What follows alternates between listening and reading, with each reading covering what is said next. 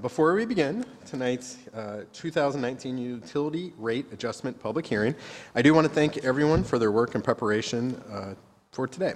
Public Utilities Assistant Director Jonathan Lee and representatives from the department, John Ivanek, thank you for being here tonight.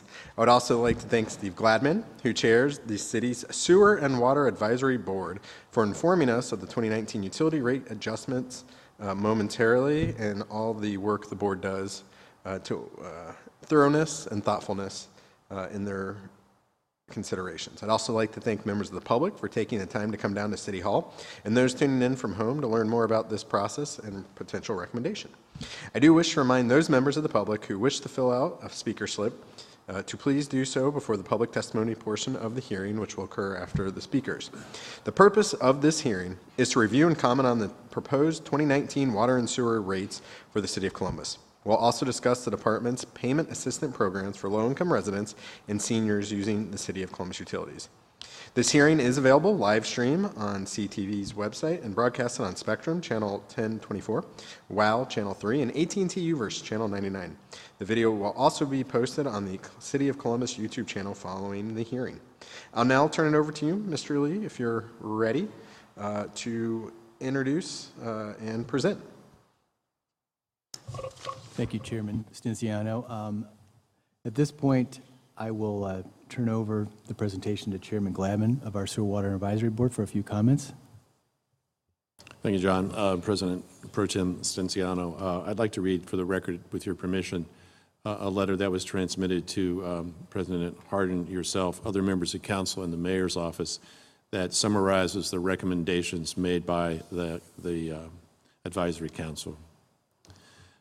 Members of the Sewer and Water Advisory Board met with representatives from the Department of Public Utilities 4 times in 2018 to review and discuss the operations and project planning activities of the water, sewer, and stormwater enterprises. At our September 26th meeting, we reviewed proposed water, sanitary, sewer, and stormwater rates, and the board is recommending approval of the following recommendations effective 1 January 2019. For the fiscal year 2019, the board recommends an increase in sanitary sewer rates of 3%, for water rates 2%, and stormwater rates 1%. When considered together, the impact on the average residential customer within the City of Columbus is a 2.49% increase. Over the past 4 years, the board has not recommended raising extra charges based on our recommendations from our rate study. The board recommends no additional charges again this year for 2019.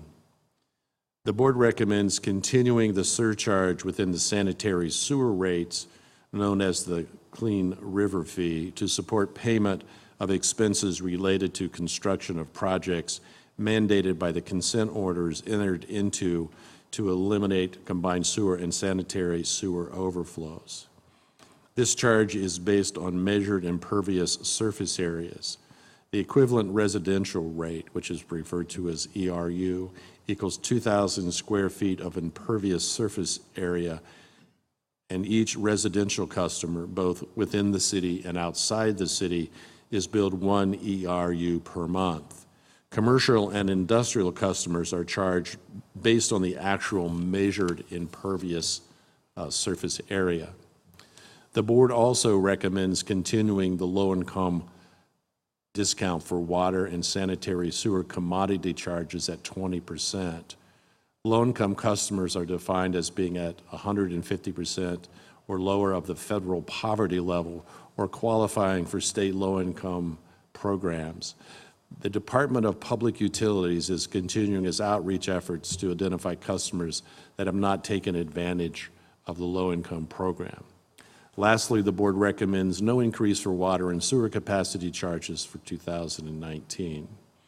The board feels that the rate adjustments are fair and equitable and are necessary to provide the funding to support the day-to-day operations of the division, as well as the continuing support to continually to support a critical and sizable capital improvements program within the Department of Utilities. As always, the board worked with the Public Utilities staff to ensure that future rate increases are minimized to the extent possible. We'll be glad to answer any questions that you or other city council members might have. Thank you, Mr. Gladman. I don't know if Mr. Lee has anything further presentation-wise. President Pro Tem Cinziano, yes, I do. I don't have any written testimony tonight. However, I do have a presentation. I'll expand on some of the additional details from the board's recommendations. I'll talk about more about the bill impact, some of the factors that go into our rate recommendations, and some charts and graphs to help illustrate some of those. So overall, as Chair Gladman said, our rate increase when you combine water, sewer, and storm is about 2.49%. And so what we've displayed here is the impact, the quarterly bill impact to a residential customer. What they can expect to see is potentially around a $6.95 increase on their quarterly bill starting in 2019. If you annualize that, they're looking at around $27.86. Rates are a little bit higher this year compared to 2018 rates. Last year's rates, we saw a combined increase of about 1.53%. And I'll get into a little bit of the details of why there's a bit more increase in 2019.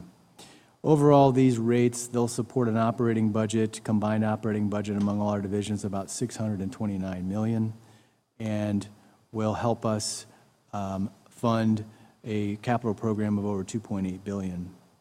These dollars and these estimates are based on about 30 CCFs used per quarter. It's a little bit on the high side. That's mainly for a residential family of 4 in a household.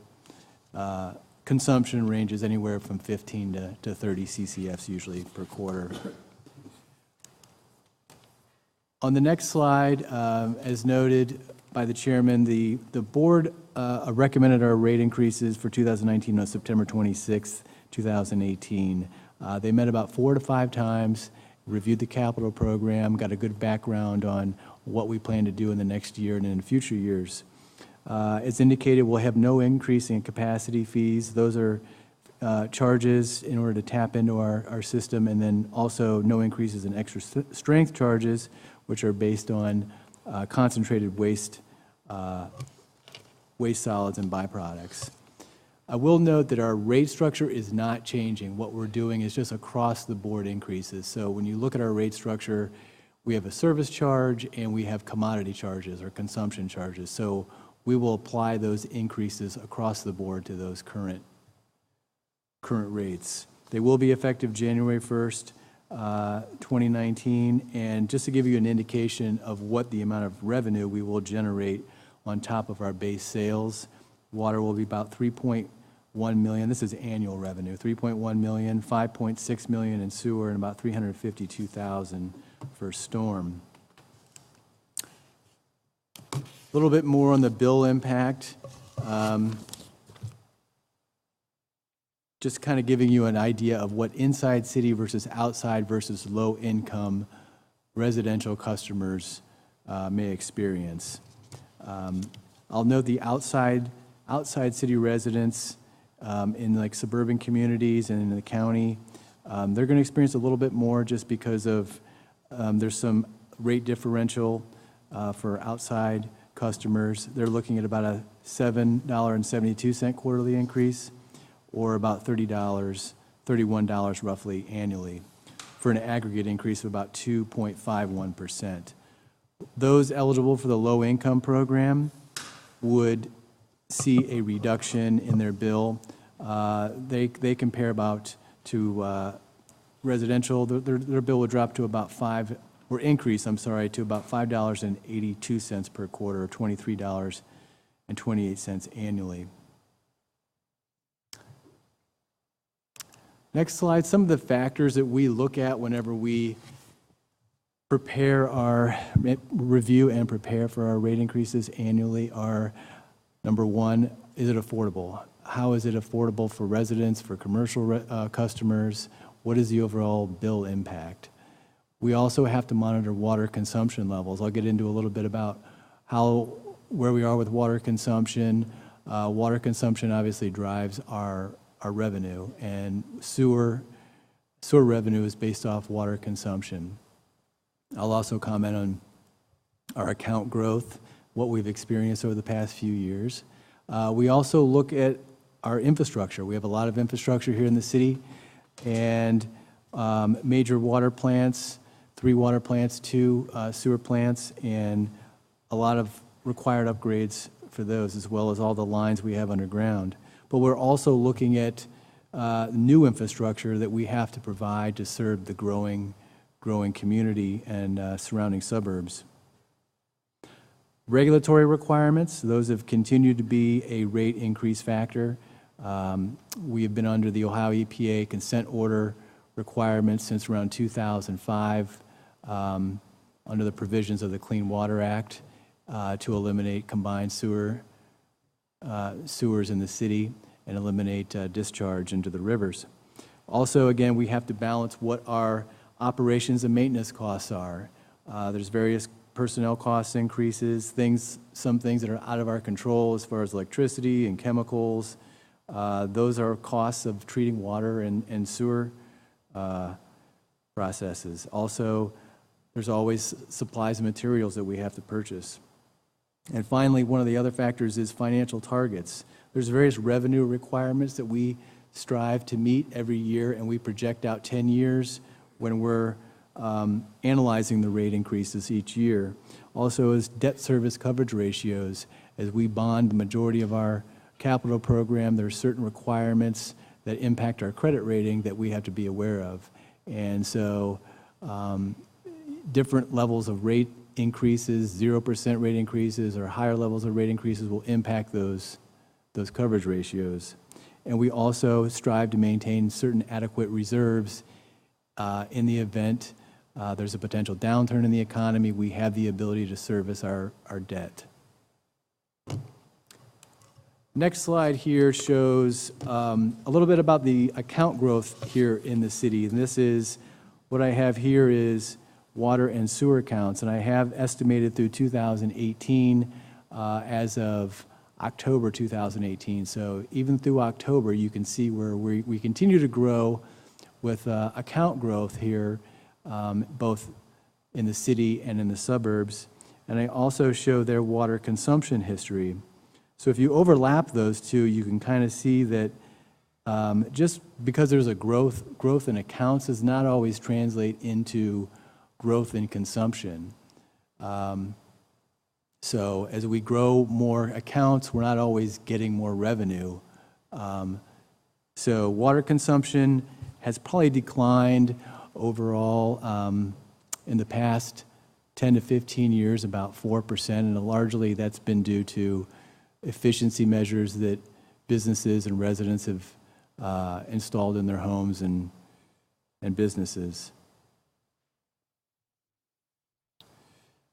Next slide here, what I wanted to show you, I'll show you one on water as well, is this represents what our actual expenses are for our budget. So if you combine those bars there, say in that top slide there, that's what our total budget is. But what I'm showing here is how it's broken down between debt service and operations.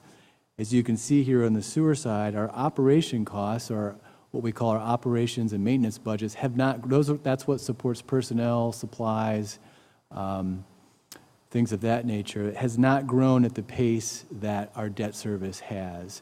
That debt service funds the projects, helps support the projects to pay off the loans and the bonds that we sell every year.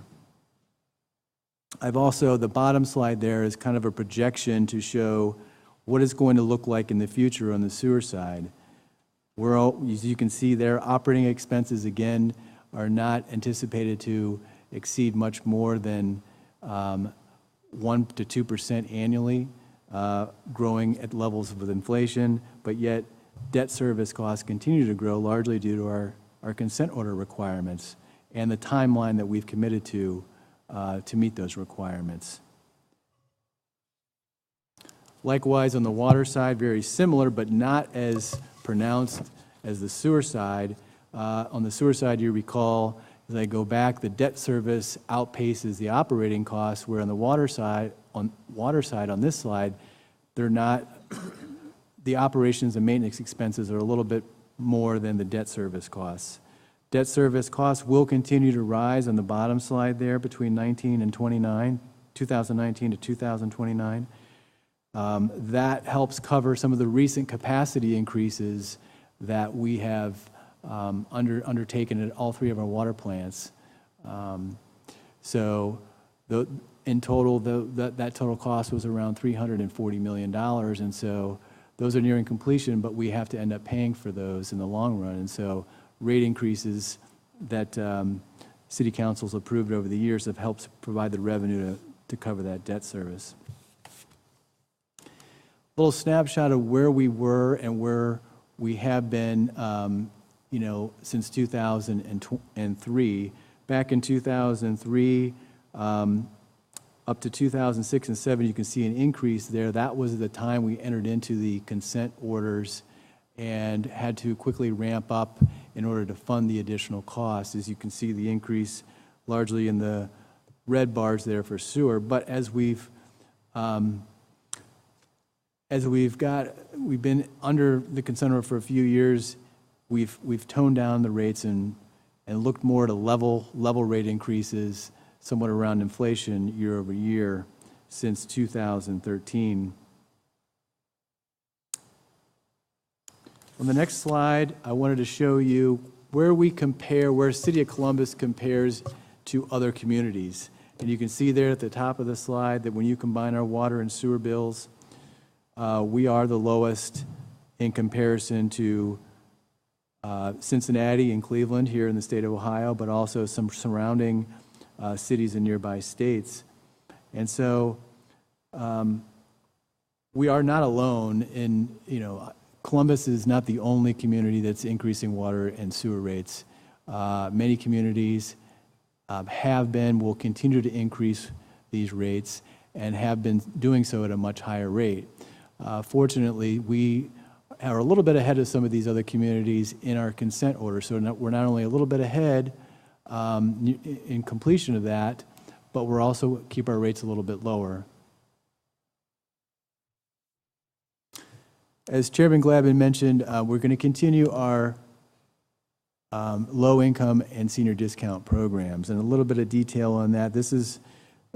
These programs are regarding affordability and the impact on these customers, and so we will provide a 20% discount on those who qualify on their consumption charge, and there are requirements, and also we have a program for seniors as well, and if they meet certain income levels, they could have their service charge waived in addition to their commodity charge reduced by 20%. So we continue to do various outreach efforts.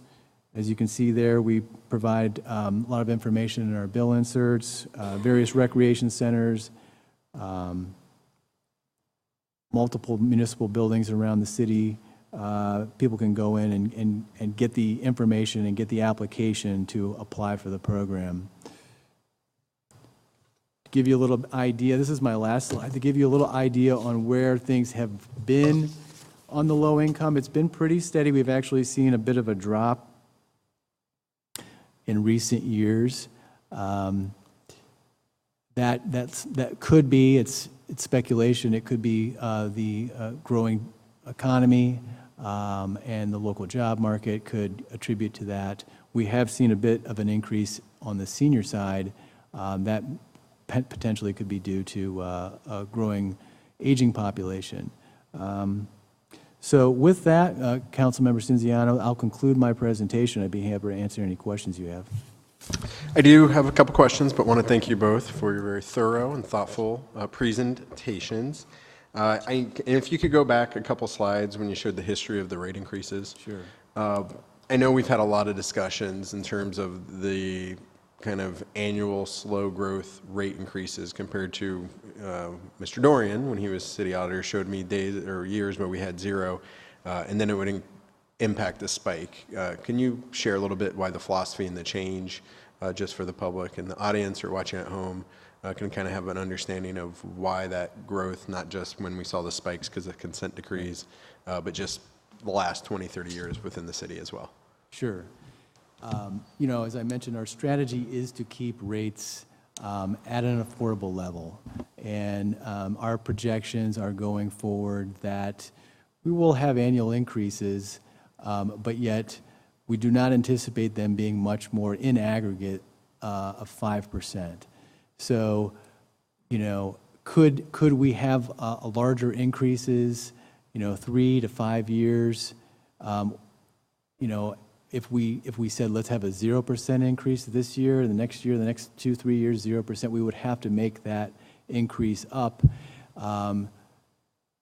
and that could impact affordability. You could be looking at a rate increase of 15 to 20%, and some communities have those constraints. Some communities are not allowed to and have requirements where they can only have certain rate increases every few years. So we look at it as that's our strategy, but it also, as I had mentioned, our credit rating, I think what we've seen from our creditors and our rating agencies, that we are maintaining a strong financial position. We have good liquidity levels, and we've got a demonstrated history of the ability to raise rates. So all of that goes into our strategy for balancing and keeping the rates low. I appreciate the explanation. One thing that does come up, although I don't necessarily hear it from any surrounding municipalities, but that distinction between what City of Columbus residents' rates may be and our suburban partners and their rates. Can you, again, I know you hit on it a little bit, why there's that rate difference? Sure. The rate difference is, number one, we've got on the water side for suburban communities, there is a 30% increase, a 1.3 times multiplier for water, and a 1.5 times multiplier for the county residents. And there's a little bit of a differential on the sewer side as well.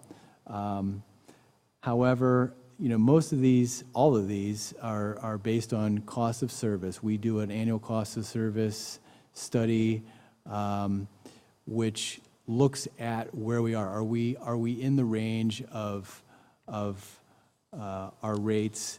Are the outside rates justified? And our rate studies do indicate that costs, you know, range from 1.0 to 1.6 times. And a lot of the factors that contribute to that are demand. We've seen a lot of demand in the suburban communities. There's much more water consumption in the suburban communities than there is inside the city. There's more growth, demand growth out there. But also, I think one of the key philosophies and key factors is that inside city residents ultimately are considered the owners, I guess you could say, over the overall system, in that they are the ones that are approving the bonds to the bonding authority for us to go out and issue bonds, but also in the event that there was ever any kind of default or whatever, and property taxes had to be increased, it would only go on the city residents. It would not go and not fall on the backs of outside city residents. So those components and those factors really drive a lot of the multiplier differences, and many communities have the same scenario, and we are in line with those communities as well as far as the amount of the multiplier. President Pro Tem Spencer, if I may. Mr. Gladman, respond as please. well. I'm on the advisory committee representing suburban communities. I'm on the City Council in Grandview Heights, and I think suburban communities realize there's value to this relationship, even with the differential rate. If you think of communities like Grandview Heights, which is quite small, we would never have the capacity to bond for capital improvements that would be required to do that, the maintenance of the system, and a lot of other things. So that rate differential is certainly justified by the city of Columbus, and I would argue that it has great value to those communities that in some ways would have not have the ability to have a standalone system. I appreciate that further explanation. One quick comment based on the presentation, then I'll end with the last question I always like to ask. When you talk about the decrease in low income taking advantage, I just would encourage the department to look for as many avenues that we can promote that. I think as my colleagues and I are out across the city, we are aware that people are struggling still, that inflation and some of their salaries aren't keeping up. And so I do appreciate the department's ongoing commitment using the methods that were cited, but don't know how deep that et cetera was. And so to the extent that we can continue to look for other avenues, other partners to make sure there's awareness of the programs, because I think it's fantastic. I know my colleagues always appreciate when we talk about these changes and what the department's doing, just the leadership role you all take. But just encourage where we can continue to look for additional partners or avenues to can make sure all residents are aware that we do that. Sure. And then the final question, like I ask every year, is this the lowest possible rate that we can charge? I think, as Chair Gladman said, these are reasonable and equitable rates.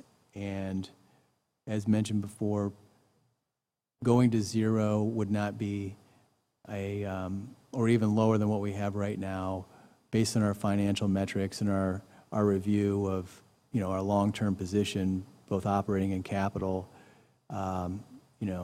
Striking that balance, we feel that we have a good balance this year, that as we have in past years, and but being mindful again of how it impacts customers. And your comment about the low income program, we are looking at in 2019 we're looking at our program, and we're seeing what could we do differently. Could we increase restructure our eligibility requirements? Could we offer a single one-time payment? There's multiple programs around the country, and so we're looking at that as well. So with that, that concludes my comments. Again, I appreciate you both taking the time, providing such wonderful information for this hearing. Staff tells me no one in the audience has provided a speaker slip, so with that, I will provide closing comments. Again, want to thank everyone in attendance and those watching at home for being a part of this hearing. I'd also like to thank the Department of Public Utilities, Chairman Gladman of the Sewer and Water Advisory Board, and members of my staff who helped with the presentation, John Oswalt from LRO, Kevin McCain, and Cole Voidach. As always, I find the information very helpful and really appreciate the time you took to, again, provide the education on what our program is and why we're setting these rates to make sure that we're benefiting and positioning our city and our surrounding communities in the best position possible. I encourage those looking for more information to visit the Department of Public Utilities website at www.columbus.gov/utilities or call 614-645-8276. You can always call my office as well, 614-645-8084, or email me at michaelstenziano@columbus.gov. As things currently stand, ordinances 2937-2018 enacting new water rates, Ordinance 2938-2018, which enacts new sanitary sewer service rates, and Ordinance 2939-2018 enacting new stormwater fee rates will appear for passage and presentment and potential passage on our agenda at our next Columbus City Council meeting held this Monday, November 19th at 5 p.m. Thank you all again. This hearing is adjourned.